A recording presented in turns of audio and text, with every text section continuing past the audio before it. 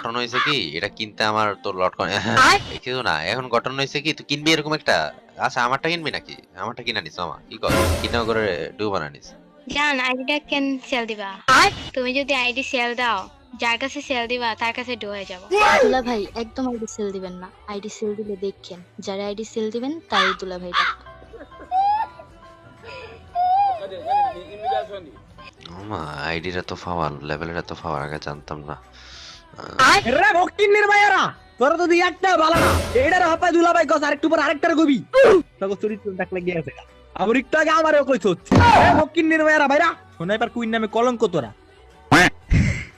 এই শালির ঘরে শালি ভক্তির ভাইয়া কি ভাইরা কষ্ট দিছিস তুই আমারে পুরো লটকনা লাগছে ভাইরা